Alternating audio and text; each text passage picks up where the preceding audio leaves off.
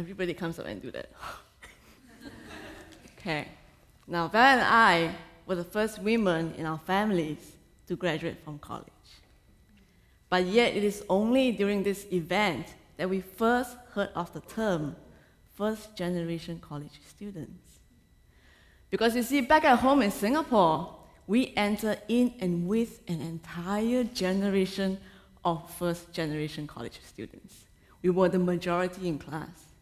And at the end of it, all of us, and I mean every single one of us, will graduate from college as an entire cohort of first-generation college graduates. So you can imagine our surprise when preparing for this presentation, we found out that the national average graduation rate for first-generation college students is 40%. 40%. Which may very well mean that out of 10 of you seated in this row, only 4 of you are going to walk away with your degree. And so it makes us wonder, if only 4 out of every 10 students graduate, what are the other 6 doing in college? Why are they doing college? Why are all of you in college? Now, I graduated from college with an honors degree in television broadcast. And my college degree allowed me to carve out a sound career in filmmaking, which is something that I really enjoy doing, and as a result, did very well in. But to be very honest with you, I, along with many of my students in my cohort, probably went to college because it was the correct thing to do. It was the correct path that was carved out for us from the moment we enroll into school at the age of 6. Now, it is common belief in our system that our college degree certificate is deemed as the 1C that will pave the way to the essential 5 C's that is needed for a good life. Now, the 5 C's are cash, credit cards, cars, condominiums, and a country club membership. Now, I didn't know who defined a good life as such, but all I knew was a lot of my cohort lead this cookie-cutter life cycle that we all strive to create. I went to college because it was the correct path to take. And if I would be brutally honest with you, it was the most convenient path to take. But whilst this path of convenience put me en route, a so-called good life, collecting all the essential 5 C's along the way, something was amiss in my life. Year 2008, I went to New York and got my first International Television Award for Best Direction. I went back to my hotel. The first question I asked myself was, so what? A year after, I ran my first full marathon.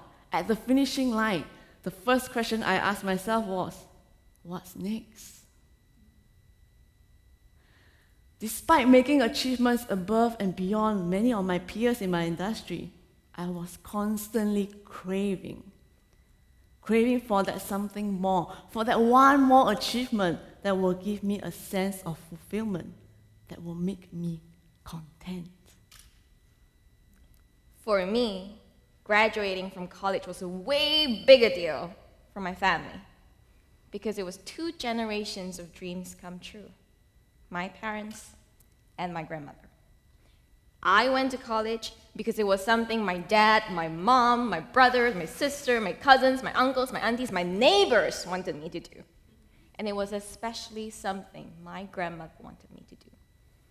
You see, as a child, as a girl, she never had an opportunity for college. Whilst her brothers went to school, she was the one who washed and ironed their uniforms. She was the one who made their lunch boxes. And it was after many years of pestering before her youngest brother finally took a broken tree branch and taught her how to write those 3 characters. Her name in the dirt. And to this very day, being able to craft these 3 characters is a skill that she held dearly to and shows off very proudly. When I was 4 years old, my tiny hands could barely fumble with crayons. She was trying to teach me how to write those words. And she said, one day, you're gonna go to school. You will learn way more than those 3 words. You will learn English, and you will learn numbers, and you are gonna graduate from college. But it wasn't just my grandmother's aspirations I was fulfilling. I went to college because it was what my parents wanted me to do. My mom never made it past elementary school. And my dad, in high school, he decided that working was way cooler and more practical than school. But after many, many years of working under and for bosses with college degrees, they've come to realize that a college degree might be the very key to free the family from the working class treadmill that their limited education had put us in. They believed that a college degree would give me and my family a better life. Now, Val's story is not unique to Val. Many of our peers were put in school for the exact same reason. Our families, our teachers, our mentors expected us to go to college for our own good, for a better life. And I'm sure this story, some of you can relate to it too. Because going to and graduating from college was something everyone expected from everyone. It was something what everyone expected from me. I followed suit.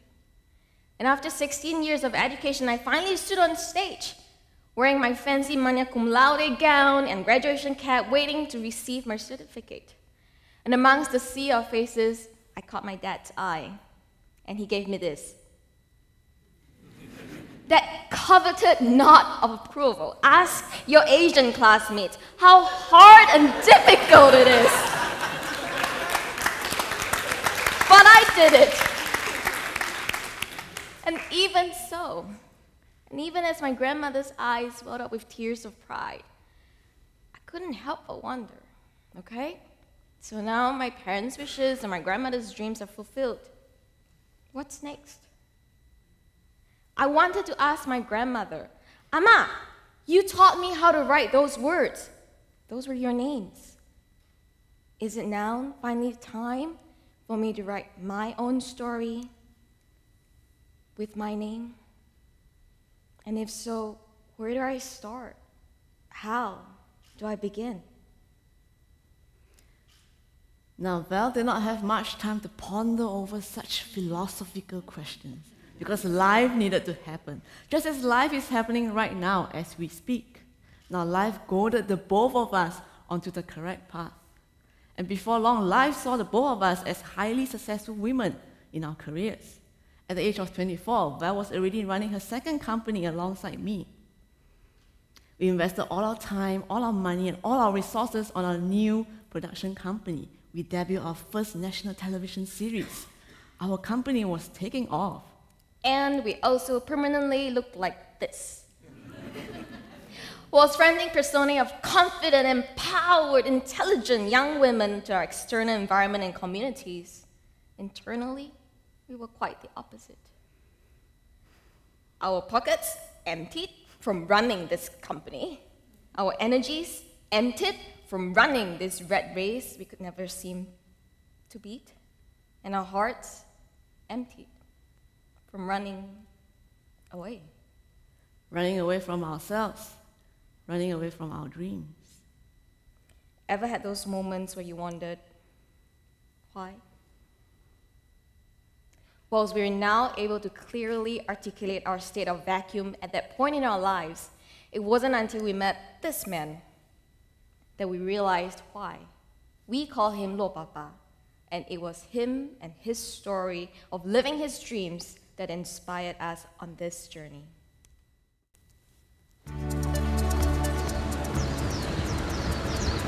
大家都笑我笑的呀，这神经病啊，脑筋有问题，买个火车不会动的放在海边干嘛？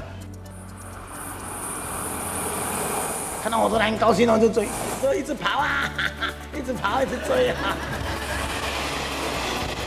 要哭的话，妈妈带我去看火车就哭，没事。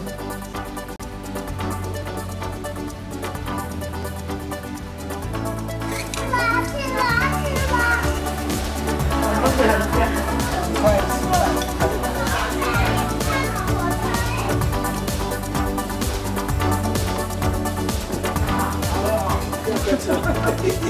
我当然相信梦想会成真啊，只要你要不要去做而已。你要，一定是梦想成真。做老板了，哎呀，好棒！谢谢。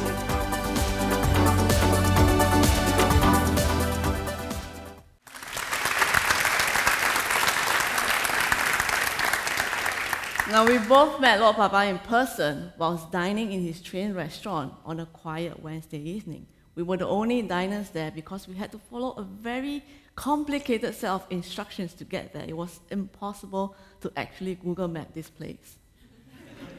So, sitting in this remodeled old junk train carriage, eating this traditional bento meal, and enjoying this most amazing sunset we've ever seen in our lives, our curiosity got ahead of us, and we had to ask Lord Papa, why did you build a train restaurant in the middle of nowhere? Very coolly, he looked us in the eye and he said, "It's my dream. It's my dream." And just as coolly, he turned around and walked away. And as his back view disappeared down the long aisle of the train carriage, Tay and I felt the sting of tears on our faces, but even more acutely in our emptied hearts. Now, we were two young women with ambitions and aspirations for life. Yet this elderly gentleman has got more energy and more appetite for life than the both of us combined. In Lord Papa's eyes, we saw life. The life of a passion lived, the passion for the life that he was living. We were deeply inspired by the idea that Lord Papa graduated from college, but went to sweep the floors of the train stations in order to live a dream, in order to live his passion. He took the path less taken to live a fulfilled life. And he showed us that living a dream was something as natural as if you were hungry, you eat. If you were thirsty, you drink. If nature calls, well, you go. That was life to him. No questions about it, simply because it's my dream. That night, we sat on the bed in his train hotel, unable to sleep. We had to ask ourselves the question, what is my dream?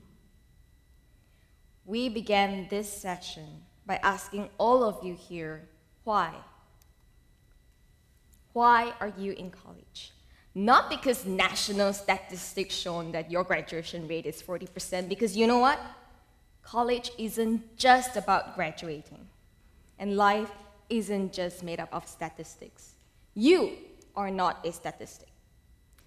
We asked you, why are you in college? Because when I was in college, I wish someone had asked me this same set of questions. More than anything else, I wish Lord Papa had come to my college and shared his life of dream chasing with me.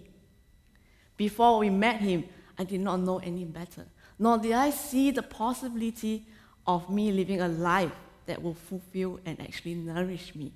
Nor did I see that I could actually create my own desired reality by living my dreams. I thought I had to walk the right path, just like everyone else. Lord Papa and his story served as a timely, important reminder for us. It was like a huge mirror from which we have to face ourselves, our dreams, our stories, with our names on it. Now, I remember us giving a talk in the city of Veracruz in Mexico. It was a seminar room full of first-year college students. And we know that they were freshmen because they still look very fresh. They still have that spark, that belief in their eyes that they can do anything that they want. They can change the world. So we started the talk by asking those students, remember the first time you wrote your first essay? When I grow up, I want to be. What were their answers? We had astronauts, artists, singers, filmmakers, writers, rock stars even. And so, being smartass, we said, well then how many of you are taking a major or minor that's gonna help you do what you wanna do? Yeah, we were greeted with this same silence. And finally, this guy stood up and he cleared his throat. He went, we are the engineering school here. And in that one moment, you could see the spark in his eyes, along with the eyes of many others, dim. So at the risk of being thrown out of that seminar room by the very professor that invited us to go speak, we had to ask those students the same question we are asking you today. Why are you in college? Instead of studying tangents and cotangents relating forces of laws of forces, shouldn't you be playing the music that you want to play? Write that script that you want to write? Paint that painting that you want to paint? This is why we are in your college today. To put that spark back into your eyes, faculty or student. To put back that belief that you can and you will change the world by first changing your own universe. Never mind the 40% graduation rate statistic. We leave this session with one question for the 100% of you here. If you can be whoever you want to be. If you can do whatever you want to do. Forget about who or what you are in college for. Remember why. Remember your own story, the one with your name on it. Remember what is your dream. Thank you. Thank you.